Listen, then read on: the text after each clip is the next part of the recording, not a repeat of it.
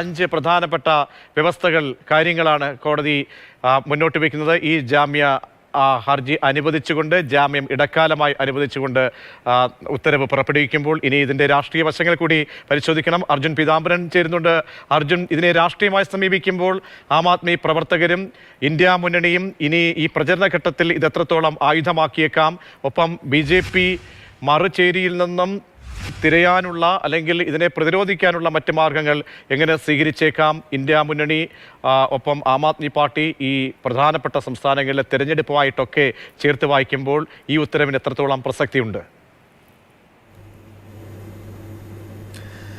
പ്രജീഷ്, നിലവിൽ ഗോപാൽ റായുടെ പ്രസ്താവന അല്ലെങ്കിൽ അദ്ദേഹത്തിൻ്റെ വാക്കുകളിൽ നിന്ന് തന്നെ വ്യക്തമാണ് എത്രത്തോളം ആത്മവിശ്വാസം, എത്രത്തോളം സന്തോഷം അവർക്ക് ഈ സുപ്രീം കോടതി വിധിയിലുണ്ട് എന്നുള്ള കാര്യം. നിലവിൽ ഈ മദ്യനയ അഴിമതി കേസുമായി ബന്ധപ്പെട്ട കാര്യങ്ങളിൽ അല്ലെങ്കിൽ അതിൻ്റെ തെളിവുകളുമായോ അന്വേഷണമായോ ബന്ധപ്പെട്ട കാര്യങ്ങൾ മാത്രമാണ് അരവിന്ദ് കെജ്രിവാളിന് ഒരു പ്രസ്താവനയോ അല്ലെങ്കിൽ പ്രസംഗമോ ഒന്നും നടത്താൻ പറ്റാത്തത്. ആ ഒരു നിർദ്ദേശമാണ് സുപ്രീം കോടതി മുന്നോട്ട് വെച്ചിരിക്കുന്നത്. പക്ഷേ അപ്പോഴും പൊതുവേദികളിലെത്തുമ്പോൾ ഈ കേസിൻ്റെ കാര്യത്തിൽ തന്നെ അരവിന്ദ് കെജ്രിവാളിൻ്റെ മൗനം വാചാലതയേക്കാൾ അവിടെ ഭയാനകമാകുന്നു, BJPക്ക് തിരിച്ചടിയാകുന്നു എന്നുള്ള കാര്യമാണ്. ഓരോ മൗനത്തിനും കയ്യടി വീഴാനുള്ള സാധ്യത തന്നെയാണ് ഉള്ളത്. പക്ഷേ അപ്പോഴും ഈ ഇന്ത്യ സഖ്യത്തിൻ്റെ പൊതുവായിട്ടുള്ളൊരു പരാതി, പ്രത്യേകിച്ചും അവർ തിരഞ്ഞെടുപ്പ് കമ്മീഷൻ ഉൾപ്പെടെ പരാതി സമർപ്പിച്ചിരുന്നു. ഈ കേന്ദ്ര അന്വേഷണ ഏജൻസികൾ ഒന്നടങ്കം പ്രതിപക്ഷ നേതാക്കളെ, പ്രതിപക്ഷ പാർട്ടികളെ വേട്ടയാടുന്നു എന്നുള്ള കാര്യം. അതിപ്പോൾ മദ്യനയ അഴിമതി കേസുമായി ബന്ധപ്പെട്ട് മാത്രമല്ല, മറിച്ച് ജാർഖണ്ഡിൽ ഇപ്പോൾ ഹേമന്ത് സോറന്റെ കേസ് എടുത്താലും അങ്ങനെ നിരവധി കേസുകൾ, ഇപ്പോൾ പലതവണ പിണറായി വിജയൻ്റെ കേസടക്കം പേരെടുത്ത് പറഞ്ഞിട്ടുണ്ട് ഈ ആം ആദ്മി നേതാക്കളും അരവിന്ദ് കെജ്രിവാൾ അടക്കം. ആ കാര്യങ്ങൾ എന്തായാലും പൊതുവേദിയിൽ ഉയർത്താനായിട്ട് ഈ പ്രതിപക്ഷ നേതാക്കൾക്ക്, പ്രതിപക്ഷ സഖ്യത്തിനും സാധിക്കും. അത് BJPക്കെതിരെ വലിയ രീതിയിൽ ഒരു ആയുധമാക്കാൻ വേണ്ടിയിട്ടുള്ള നീക്കത്തിലേക്ക് തന്നെയാണ് എന്തായാലും ഇതിനോടകം ആം ആദ്മി പാർട്ടിയും അതുപോലെ തന്നെ കോൺഗ്രസും മറ്റ് പ്രതിപക്ഷ പാർട്ടികളും ഒരുങ്ങിയിട്ടുള്ളത്. ഒപ്പം തന്നെ പഞ്ചാബ് മുഖ്യമന്ത്രി ഭഗവന്ത് മാനും ഡൽഹിയിലേക്ക് വരുന്നു അരവിന്ദ് കെജ്രിവാളിനെ സ്വീകരിക്കാൻ വേണ്ടി. ഒപ്പം ഈ രണ്ട് മുഖ്യമന്ത്രിമാരും ചേർന്നുകൊണ്ടുള്ള പ്രചാരണങ്ങൾ ഡൽഹിയിലും പഞ്ചാബിലും കാണാൻ സാധിക്കും.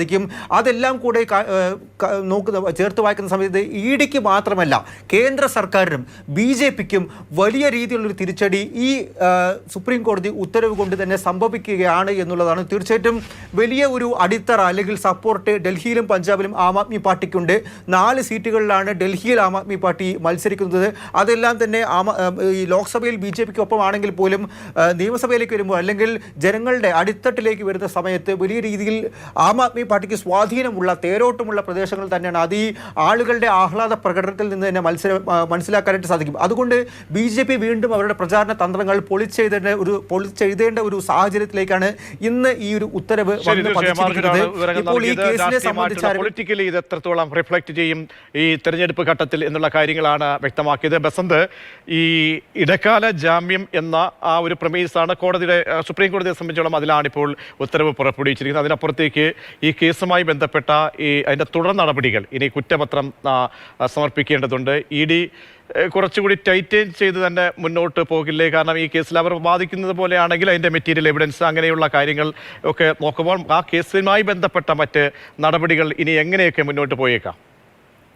പ്രതീക്ഷ, ഇതിൽ നമ്മൾ ശ്രദ്ധിക്കേണ്ട ഒരു വസ്തുത, എൻഫോഴ്സ്മെന്റ് ഡയറക്ടറേറ്റ് മാത്രമാണ് ഇപ്പോൾ അരവിന്ദ് കെജ്രിവാളിനെ അറസ്റ്റ് ചെയ്തിട്ടുള്ളത്. ഇതിന്റെ പ്രെഡിക്കേറ്റ് ഒഫൻസിൽ CBIയുടെ ഒരു കേസ് നിലവിലുണ്ട്. CBI ഇതുവരെ അറസ്റ്റുമായി മുന്നോട്ട് പോയിട്ടില്ല. CBIക്ക് വേണമെങ്കിൽ പുറത്തിറങ്ങുമ്പോൾ CBIക്ക് വേണമെങ്കിൽ അരവിന്ദ് കെജ്രിവാളിനെ അറസ്റ്റ് ചെയ്യാം. അത്തരമൊരു നീക്കത്തിന് കേന്ദ്ര സർക്കാരും CBIയും തയ്യാറാകുമോ എന്നുള്ളത് കണ്ടറിയേണ്ടതുണ്ട്. ഏതായാലും ഇപ്പോൾ ഇടക്കാല ജാമ്യത്തിൽ പുറത്തിറങ്ങാൻ കോടതി അനുവദിച്ചൊരു സാഹചര്യത്തിൽ നാളെ തന്നെ എൻഫോഴ്സ്മെന്റ് ഡയറക്ടറേറ്റ് കുറ്റപത്രം കോടതിയിൽ നൽകും എന്നാണ് മനസ്സിലാക്കാൻ കഴിയുന്നത്. അതിൽ വളരെ കൃത്യമായി തന്നെ ഈ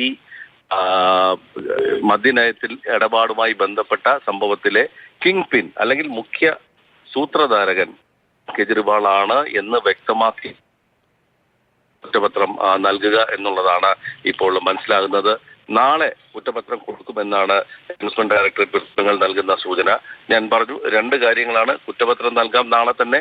മാത്രമല്ല CBI എടുത്തിട്ടുള്ള കേസിൽ CBIക്ക് വേണമെങ്കിൽ മറ്റ് നടപടികളിലേക്ക് നീങ്ങാനുള്ള ഒരു അവസരം കൂടി ഇപ്പോൾ ഉയർന്നു വന്നിരിക്കുന്ന ഒരു സാഹചര്യമാണ് ഉള്ളത്. പ്രജീഷ്, തീർച്ചയായും അതിനെ മുതിരുമോ എന്നുള്ളത് നമ്മൾ കാത്തിരുന്ന് കാണേണ്ടത് തന്നെയാണ്. ഇപ്പോൾ